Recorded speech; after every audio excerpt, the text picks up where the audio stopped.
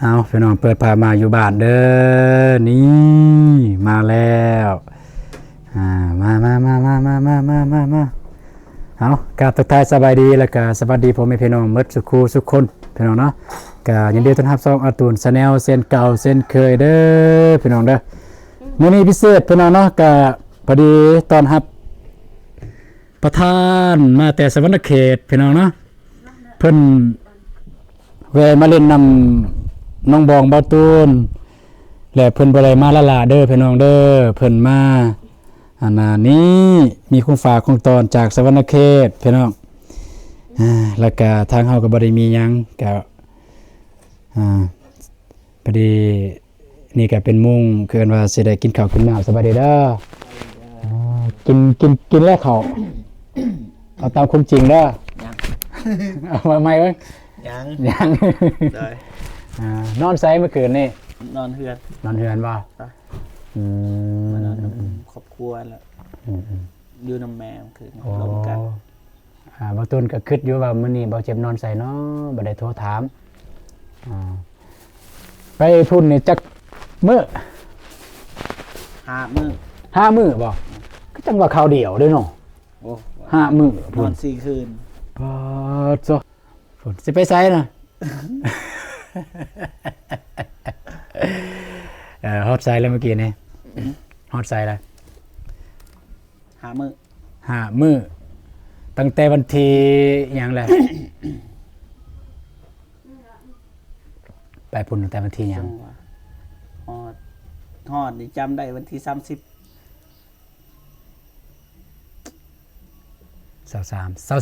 24ผู้จะไป246 ผู้จะไป24พอดีชื่อว่าเบาเตียงมาหาเบาตุนกับน้องบองอยู่เฮือนใน23เบาเตียงกับทีมงานนอน4 คืน 6 วันไล่ได้แต่ว่า6 วันบ่ไปได้มื้อบ่ไล่ได้มื้อได้ไล่เป็นมื้อเด้เอามื้อตอนแลงจนมื้อกลางคืน 6 โมงไปปุ๊บวันที่24แล้วก็นอนแล้วก็ตื่นแล้วก็นอนแล้วก็ตื่นแล้วก็นอนประมาณ6ตื่นแล้วก็นอนเป็นจังได๋ความรู้สึกไปรอบ2เนี่ยเป็นจังได๋รู้สึกว่าสิเว้ากับประทับใจแบบ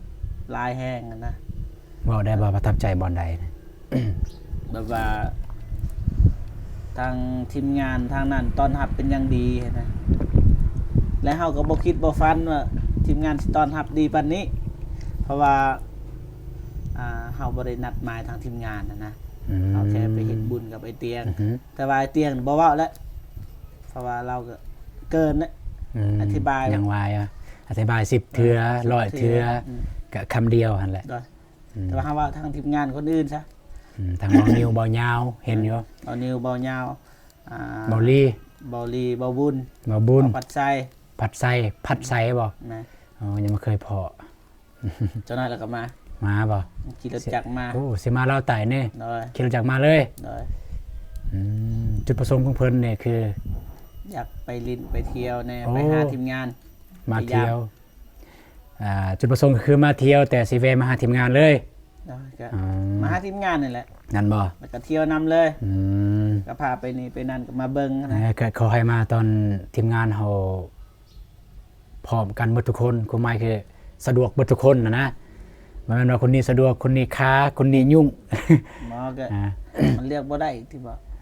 นั่นแหละยันว่าคนใดสะดวกก็ได้แม้นถ้าคนใดสะดวกกับคนนั้นแหละผู้ที่จะพาไปแต่ว่าทางนั้นนี่ยอมรับตอนรับเป็นอย่างดีนะ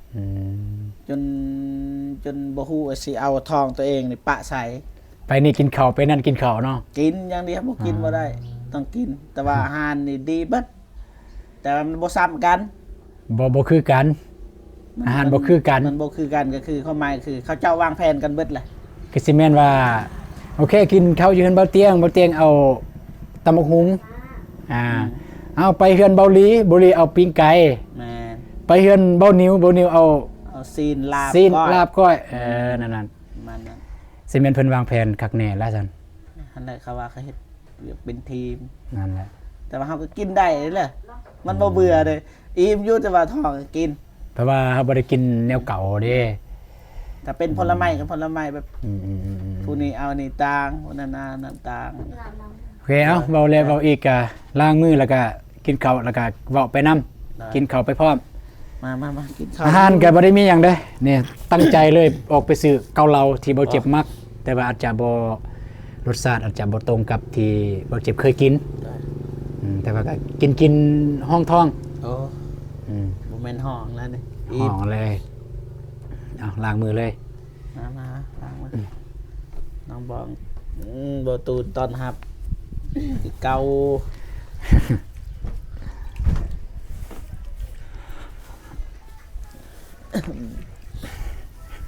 นี่แหละเครื่องคองเอามาฝากจากสวรรค์ โดยเดี๋ยวจักหน่อยจึงว่ากันเรื่องเครื่องเรื่องของ เว้ากันไหนอะไรคลิปมันยาวไม่มีคนเบิ่ง จึ๊บ เสียบ่เสียบ่ตูนบ่ ฮู้ความเด้ รู้บ่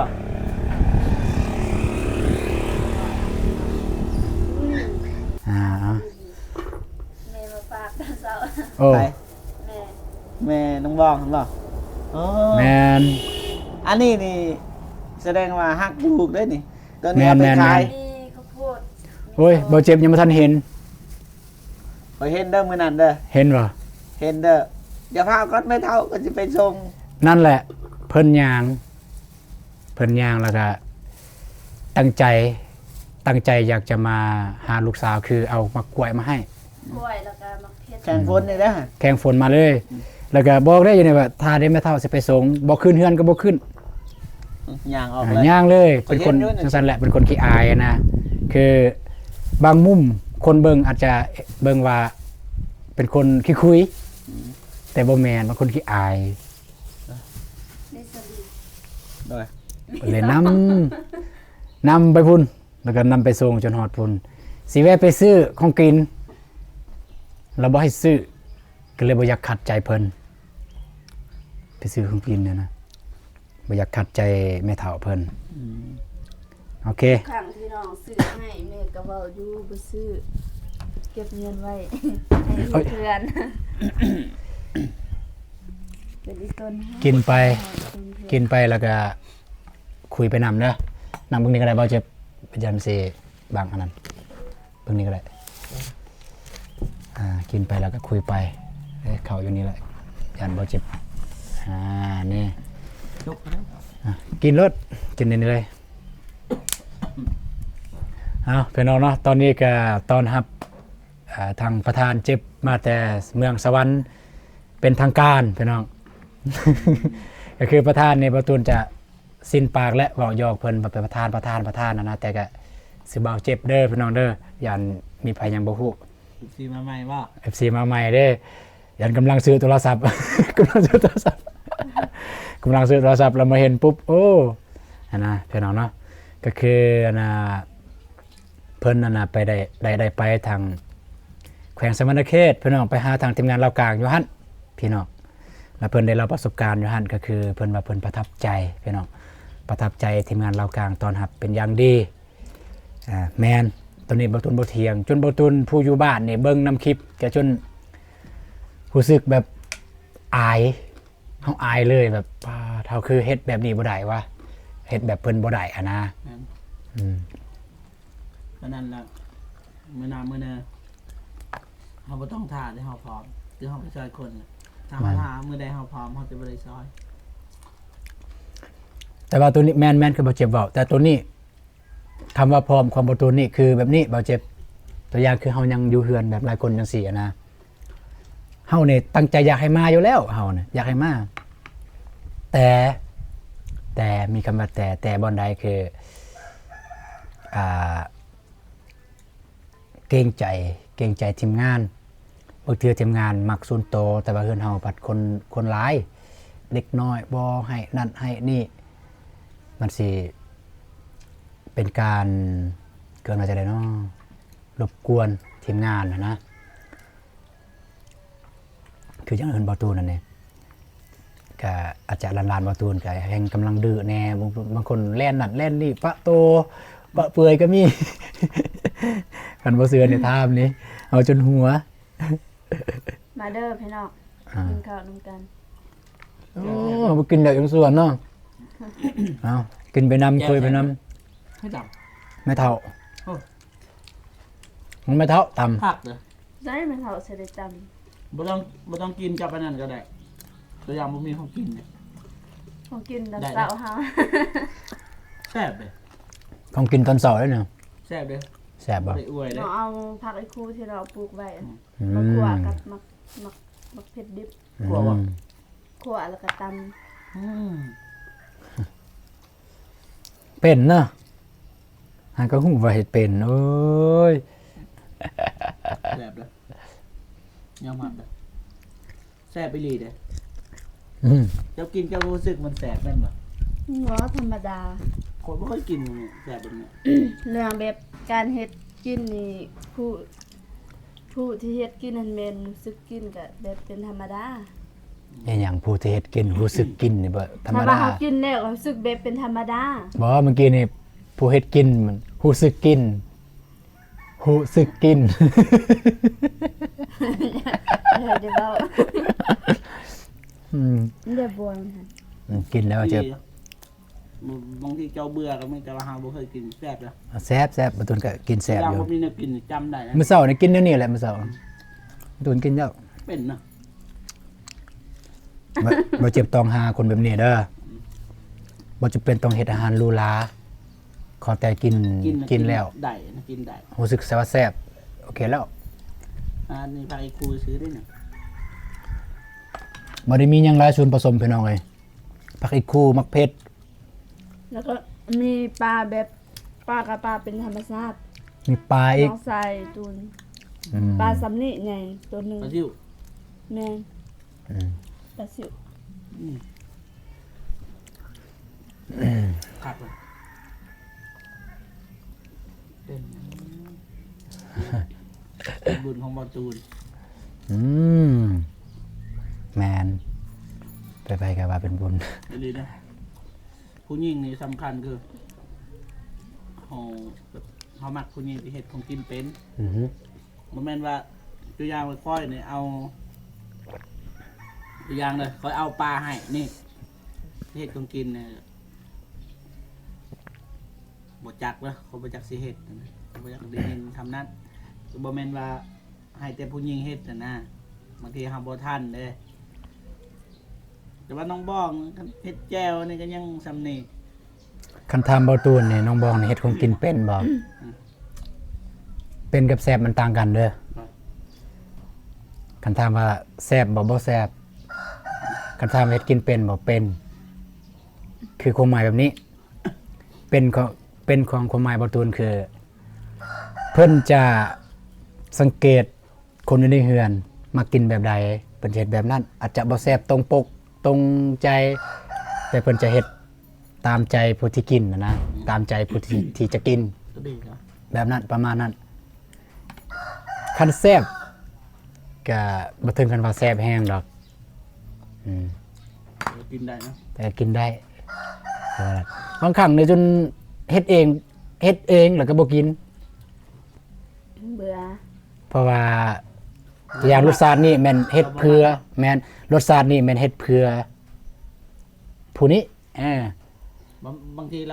ราหันบ่มักเค็มแต่ว่าไปเฮ็ดเค็มนะ แม่นเฮ็ดเค็มเพื่อผู้อื่น อืม นั่นประมาณนั้นอันนี้เกินว่าเฮ็ดเป็น แต่ว่านี่จะมาแซ่บแล้วนับไม่ค่อยกินมาเคยกูมันนี่แซ่บสุดตำ เป็น กู เป็นน้ำยาเข่าอันแหล้วจึงว่าแซ่บ บ่แล้วเว้าอยากก็บ่อยากเว้าเรื่องแซ่บเขาว่าเรื่องแซ่บเพราะมันเว้า อันนี้ว่ายั่งติใส่ถุงยางแล้ว ใส่ถุงยางกินนะ คันเด้คันว่าแซ่บก็ยังมีผักไอ้คูคันอยากเก็บไปกินก็เอาไปกิน อืม ความหมายคืออยากกินรสชาติแบบนี้ คือเราจะกินผักไอ้คู อ๋อน้องลองบอกส่วนผสมบ่เจ็บแล้วก็เกลือเป็นนัวใส่ประมาณใด หรือว่าตอนนี้เจ้าเฮ็ดแบบฟุกก็ซื้อบ่ถึงแซ่บแบบนี้ หรือว่าเจ้าเฮ็ดทั้งแบบนี้ตลอดเลย ก็ เทื่อนี้ครั้งแรก เฮ็ดเจลอีกคู่ ปกติ เคยเฮ็ดอยู่เคยกินอยู่ตอนอยู่เฮือนน้องเอง แต่ว่าบ่เคยใส่แบบประเภทซีนบ่ใส่แต่มักเผ็ดดิบกับผักไอ้คู่คั่วแล้วก็ตำใส่เกลือเป็นนัว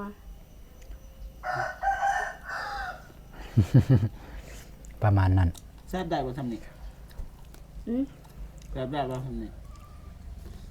จะเฮ็ดตอนหนังเนาะ ก็แซ่บก็แซ่บสำหรับน้อง แต่ว่าเฮารู้สึกว่าอันนี้แซ่บสุดเท่าที่เฮาเคยกินมาไปกูได้ไอ้ กินบ่ อิหยัง บ่กินบ่ บ่อิ่มแล้ว กินแล้วเด้นี่กินนั่นนี่ กินหยัง นี่แหละ บ่อา ตอน หารเที่ยงได้ ยังมาทันยากเดี๋ยวจะหน่อยออกไปเวียกกับเบาเจ็บเดี๋ยวก็จะหากินเท่านั้นพอดีประตูนก็อยากออกไปซื้อซิมพี่น้องเอ้ยซิมการ์ดใส่โทรศัพท์นี่แหละเพราะว่าของประตูนน่ะเสียแล้วก็สิแวะไปเบิ่งโทรศัพท์ประตูนมันตายแล้วโทรศัพท์ที่ถ่ายคลิปเป็นประจำหั่น แป้งเท่าไหร่ ยังบ่ฮู้ให้ทางห้านเพิ่นเบิ่ง อันนี้ ห้านทุเรียนห้านทุเรียนหน่วยใหญ่ๆนะแคมทางอะนะมีทุเรียน ไม่เขาแป้งหั่น แม่นนะอยู่ห้าน เป็นหั่นที่เฮาเคยนั่นเด้อ แบบมันกระเทินแหละตอนแรกๆอยู่ห้านนะตอนให้เปลี่ยนหน้าจอเพราะว่าอยู่ห้านมีเลยมีอยู่หน้าห้านเลยตอนนั้นมันเพคือกันแหละบ่ตูนเอาไปแป้งถ้าแต่งห้านใดก็บ่มีไปห้านนั้นปุ๊บมีหน้าจอเปลี่ยนเลยเพราะเฮาฝ่าวเด้ อ๋อ แล้วก็เทินแล้วให้เพิ่นแปลงหน้าจอแล้วก็หาไปหาเพิ่นอีกเพราะว่าปัญหามันคิดว่าบ่ตูนคิดว่าปัญหามันเป็นนำหน้าจออะนะก็เลยไปให้เพิ่นเช็คเบิ่ง ที่เจ้าย่างมื้อนั้นมาเล่นในคลิปมา แม่นคลิปสดคลิปโตบ่ตูนย่างแล้วก็เฮ็ดเท่ๆอะนะ นี่แหละมือกลอง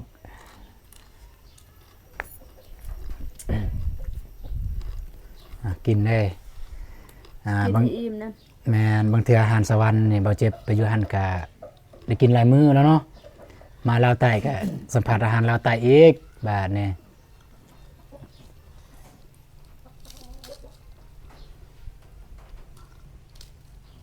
กินอิ่มนะจนบ่ได้นอนกินเห็นได้ อยู่นี่ก็ต้องกินอิ่มได้อยู่นี่เด้อซั่น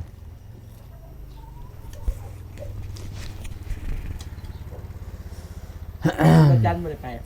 ทีมงานไปอยู่ เบาจันทร์บ่ได้ไปทางไหน เชิญเบาจัน อ๋อ เบาจันหั่นได้ เฮือนเบาจันทร์สวรรค์บ่บ่ฮู้ว่าเฮือนอยู่แถวใดอยู่บ้านใดเบาจันทร์บ้านโคกคือกันบ่ มันเดียวนี่ เพราะว่า บ่ได้ไป เพราะว่าพี่น้องเอ้ยตอนเบาเจ็บเบาตูนเบาฝนไปตอนนั้นคือเฮาน่ะบ่แม่นว่าคล้ายๆแบบไปอันนั้นน่ะเฮาไปปุ๊บมาเลยอะนะไปนอนแต่คืนเดียวแม่นบ่ตอนนั้นคืนเดียวบ่สองคืนก็เลยบ่ได้ไปหาทีมงานแต่ละบ้านแต่ละเฮือนนะไปแต่เฮือนเบาเตียงห้านเบาเตียงซะไปแต่ห้านเบาเตียงแล้วก็ ก็ยังมาถ่ายหั่นกันยังไปบ่ทันครับ ไอรีมาท่าแล้วก็ไอรีบอกไปเฮือนเขาก็ยังบ่ได้ไปไอเหย้าก็ให้ไปยังบ่ได้ไปเฮือนไอเหย้าอีกเลยได้มาบ้านพี่น้องเนาะบ่ได้ไปเฮือนเพิ่น ก็เห็นจะรถบ่นิวบ่ค่าแล้วเดี๋ยวนี้ เอ้ยมันสูงแล้วเด้ มันมาที่นึงก็ได้ สูงตั้งแต่ตอนเฮาไปแล้ว อืม สูงตั้งแต่ตอนเฮาไปตอนนั้นแล้ว มัน แม่น ตอนนั้นมานี่ ตอนนั้นมานี่รถตํยางแต่งรถแต่งบัดเดียวนี่เนี่ยเพิ่นใส่ยางสูงอีก เฮ้ยเลยเหรอ อืม เฮ้ยเลย อืม เบิดได้เขา โอ้ยกินรถ เงินครัวเนี่ย กินรถไม่ต้องเกรงอกเกรงใจ กินรถแต่ว่าพ่อแม่กินหรือเปล่าอายน้องเขากินหรือเปล่า เมื่อใด นั่นแหละ กินรถเราจะไม่ต้องเกรงใจเด้อ แม่จะมากินแล้ว แม่น้องทรายเอื่อยกินหรือเปล่าเขา จะใส่เอื่อยจ้ะ ก็ไอ้น้องอะนะ ไปสวรรค์หมดเลย ไปชวนเบิดแล้วบ่ มันจะมันยังลองซาจ้ะ กินรถเบาเจ็บ น้องชายกับท่านกิน น้องสายก็ทันได้กิน แม่กับท่านได้กิน แม่ แม่กินแล้ว นี่ก็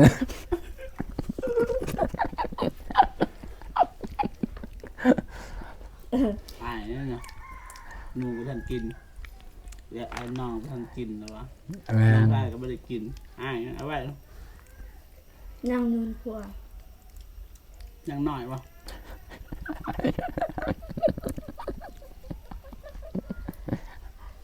หยอกคือคำนี้เด้อยานพ่อแม่พี่น้องงงคำนี้อยู่บ้านเฮาค่อนข้างว่าดังนะเนาะ ชาวบ้านก็ยอก ยอกบ่เอ กิน อ ก็ลุงเมียบ่ทันกิน นั่นแหละคำว่ากินเด้อลูกเมียบ่ทันได้กินนี่แหละคำเดียวนั่นแหละแต่บ่ตุนจะใส่ว่า กินรถบ่ต้องเกรงใจอายน้องบ่ทันได้กินได้เขาเนี่ย นั่นแหละเนาะก็คือคำยอกพ่อน้องเอ้ย มาใส่ได้กับคนที่เฮาคิดว่าสนิทดี แม่ เนาะ นใส่ได้กับคนที่เฮาคิดว่าสนิทถ้ากับแขกแบบแขกที่แบบว่าบ่ได้สนิทคันใส่แบบนี้ปุ๊บเนี่ยโอ้แต่ว่าเฮาบ่ได้ให้เกียรติเลยเนาะ เขาก็สิ บ่มีมารยาทเขาก็ เลย แม่นเขาก็สิอายบัดนี้แต่ว่าคือจังเบาตูนกับเบาเจ็บคือทำงานเราใต้เนาะเบาตูนเบาเจ็บบ่เบาฝนจังซี่เบาตูนอาจใส่ได้กับเบาเจ็บกับเบาฝน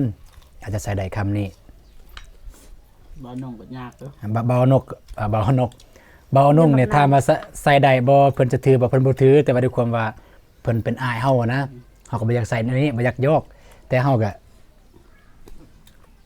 รุ่นราวคราวเดียวกันก็บวกกับสนิทแน่ก็เลยว่าบ่ได้ซีเรียส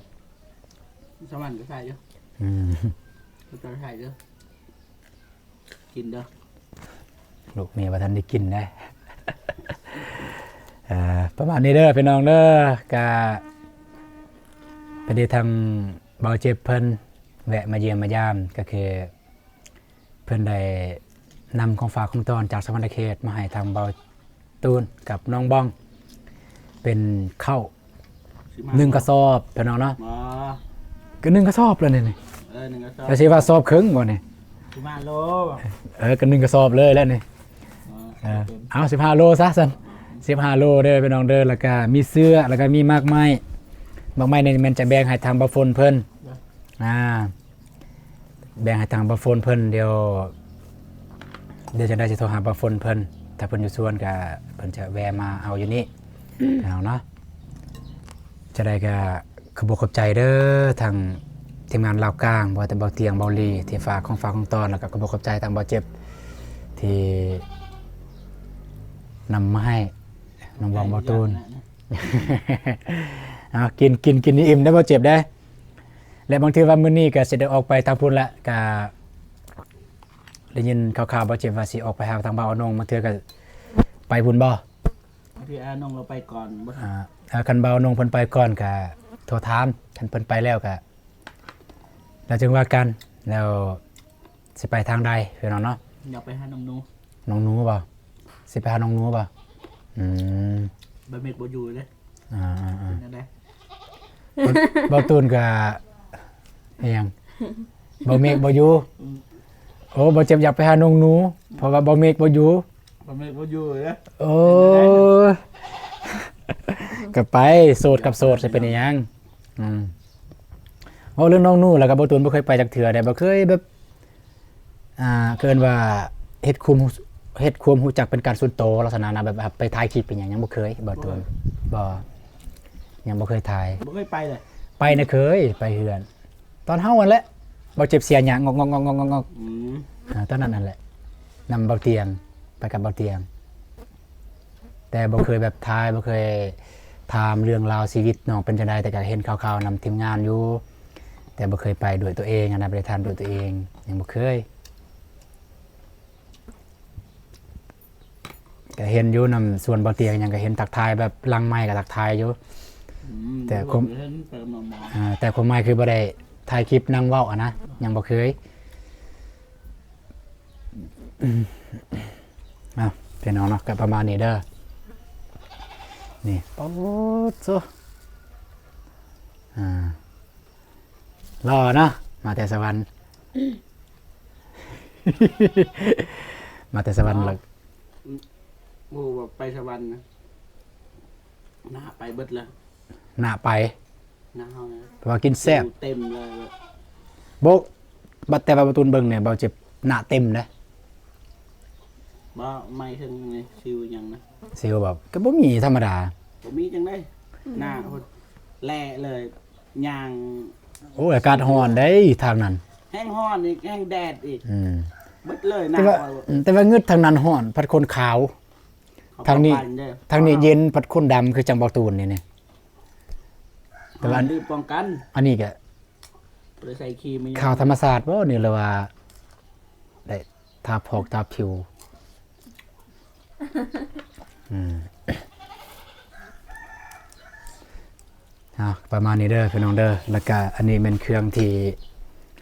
เบาเตียงกับบ่าวลี่ฝากมาให้พี่น้องมันจะมีข้าว15 โลหรือว่าสอบหนึ่งก็ว่าได้เพราะว่าเป็นสอบแล้วเด้เนี่ยสอบหนึ่งไม่ได้ตัดสอบ แม่ขอจะ คันเครื่องสอบเนี่ยมันตัดสอบสำนี้ อันนี้เครื่องสอบ อันนี้แบบสอบเต็มแล้วเนี่ยเขียนว่าสอบหนึ่ง อันนี้เสื้อมันจะฝากน้ำเมียและเสื้อเนี่ยเมียเอาไปสักจากเล็กจากน้อยแล้วก็มักไม้อู้แซ่บได้กินยำห่อนเลยสิแซ่บ คันตำใส่เจียวปลาแดงนี่แซ่บบ่จัง แซ่บคือกัน ชอบกินกับหยังแล้วมันชมเหมือนกัน มันส้มแต่ว่านี่มันยักสุกแล้วนะสำหรับประตูนบุหุมันแล้วแต่ความมักของแต่ละคน แต่ประตูนมักแบบว่าแบบมักเฮิมมันนะมักเฮิมแซ่บมักเฮิมเอาเลย เจ้า เอากินแบบส้มแสบเบ้ง เลี้ยงง่ายเจ็บนะ แม่นจะบ่เลี้ยงง่ายโอ้ยเมียยังไม่เคยไปนี่ผู้ที่ไปนำกันตลอดฮู้ เขากินง่าย แมนเรากินง่ายแล้ว เขากินหยังก็ได้ แมนกินหยังก็ได้แต่กินบ่หลาย ไปนำบ่เจ็บเนี่ยว่าลืมไปซินดาดบ่ตุนบ่อยากไปนำบ่เจ็บ กินได้กับมันเลย บ่ตุนบ่อยากไปนำบ่เจ็บกับคนอื่นไปได้หมดกับบ่เจ็บบ่ มันกิน2-3 ตอนแล้ว เฮาแล้วยังกินหม้อแล้วว่าอิ่มเลยเอ้าแฮงไปกินบนบุฟเฟ่ต์เนาะสมมุติว่าบุฟเฟ่ต์จังซี่ แสนปลายเนาะ แสนปลายจังซี่โอ้เฮาละยังกินงบอยู่หม้อแล้วว่าอิ่มเอ้าบาด เขา นี่ เคยเมาเลย เมาซินดาดบ่ แมน แต่ว่าตอนนั้นเนี่ยเคยไปนั่งคุยธุรกิจ ตอนนั้นยังคิดได้อยู่ ตอนเฮาเว้าเรื่องธุรกิจเห็นบ่กับบ่าวฝนนั่นก็ไปกินอยู่หั่นแหละมื้อแรกเลยเอาไปกินแม่นบ่ไปกินมื้อแรกเลยเว่าเรื่องธุรกิจแล้วยันโอ้ยจินตนาการรวยและบ่เจ็บกับบ่ตูนเนี่ย บ่เจ็บกับบ่ตูนจินตนาการอู้รวย รวยขี่รถใหญ่ตอนนั้นแต่แท้โอ้ยจ้ะความฝันกับความจริงมันสร้างแตกต่างกันเหลือเกิน บ่ได้เด้อประเทศเดี๋ยวนี้ได้อยู่ จังหวะ เพราะว่าแถวนั้นเนี่ยเขาไปข้อมือเลย แม่น ไปพันเทศแบบนั้น เพราะว่าดินนี่ตอนนี้เนี่ยดินยังเป็นของรัฐอยู่ อืม ถ้ารัฐอนุมัติก็ได้อยู่ตูเพชรบอลไทยหูไทยยัง คุ้นๆเนาะอันนี้เนาะ ของเจ้า จะได้แค่นี้แหละ จะเบาเงินโบฟนบ่ได้โบฟนให้นะโบฟนให้คอยแล้วบัดนั้น บ่นะตัวเขาให้เจ้าในตัวหนึงตัวปืนสั้น โตนี่ก็ของเจ้าคือกัน ตัวปืนสั้นเขาให้เจ้า ตัวนี้นี่ จะให้ไหม อยู่นำสายฝน จะว่าจะเฮ็ดเสียเด้อจะเฮ็ดเด้อเพราะว่าเจ้ามีเด้อจะให้ครับ2ตัวนี้ ก็หักษานี่เด้อ แต่มันหลุดอยู่ตอนนี้ประตู ใส่ บอตัวนี้นี่โทรศัพท์ตกเลยเท่านั้น ของผู้ใหญ่เด้อ ออกอะนะ อันนี้ก็ของผู้ใหญ่มันฝากมาให้เด้อแต่ว่าด้วยความว่าบ่ตุนมาลองบ้องก็มีไม้แล้ว2ไม้แล้วนะไม้จับ2ไม้3ไม้ ขอบ่ พอดีบ่เจ็บบ่มีก็เลยแบ่งให้บ่เจ็บเพิ่นใช้แล้วบ่ฝนก็บ่มีตอนนั้น อิ่ม อิ่มแล้วบ่เจ็บ เด้อ บาดนี้ โอ้ขอบใจหลาย เลยเอาพี่น้องเนาะก็กินข้าวกินน้ำไปนที่เรียบร้อยแล้วก็พอดีบ่เจ็บปวดบ่ตูนก็มีแผนสิออกไปในเมืองก็เป็นจะได้ก็เรื่องติดตามเบิ่งนำการเคลื่อนไหวในมื้อนี้ คันทีมงานเฮาได้ไปไสก็ถ้ามีหยังที่น่าคุ้มสนใจก็จะได้อัปเดตให้พ่อแม่พี่น้องได้เบิ่งนํกันพี่น้องถ้าบ่มีก็มีแต่ไปเวียกแล้วก็มาพี่น้องเนาะไปพี่น้องเจอกันในคลิปต่อไปเด้อพี่น้องเด้อสำหรับคลิปนี้ก็สบายดีไป สมัยดีเด้อ ไป